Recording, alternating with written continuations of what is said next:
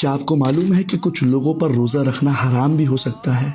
چلیے بتاتا ہوں۔ جی ہاں، ایسے شخص کے لیے روزہ رکھنا حرام ہو سکتا ہے کہ جس کو معلوم ہو کہ روزہ رکھنا اس کے لیے باعث ضرر ہے، یعنی کہ نقصان دہ ہے، تو ایسے شخص پہ روزہ رکھنا واجب نہیں ہے، بلکہ اگر ایسا شخص روزہ رکھے گا تو اس کے لیے روزہ رکھنا حرام ہے۔ مثال کے طور پر اس کو معلوم ہو کہ اگر روزہ رکھوں گا تو مر جاؤں گا، یہ کہ اگر مرا بھی نہیں تو کم از کم میری بیماری جو ہے وہ طویل ہو جائے گی، یعنی کہ لمبی ہو جائے گی۔ اب یہ جو اس کو معلوم ہوا ہے، چاہے اس کو ذاتی اطمینان کی وجہ سے ہو کہ ہاں مجھے اطمینان ہے کہ میں اگر روزہ رکھوں گا تو مر جاؤں گا یا میری بیماری لمبی ہو جائے گی، یا یہ کہ سابقہ تجربوں کی وجہ سے کہ ہاں میں نے پہلے ایک مرتبہ روزہ رکھا تھا پچھلے رمضان کے اندر تو میری بیماری لمبی ہو گئی تھی، یا یہ کہ کسی قابل اعتماد ڈاکٹر نے کہا تھا کہ تم روزہ نہیں رکھو کیونکہ تمہارے لیے ضرر ہے، یا یہ کہ اگر تم نے روزہ رکھا تو تمہاری بیماری لمبی ہو جائے گی، یا یہ کہ اس کو کسی اور عقلی دلیل کے ذریعے سے بھی معلوم ہو سکتا ہے کہ روزہ رکھنا اس کے لیے ضرر ہے، لیکن ہاں اگر ڈاکٹر کہے کہ روزہ رکھنا تمہارے لیے نقصان دہ ہے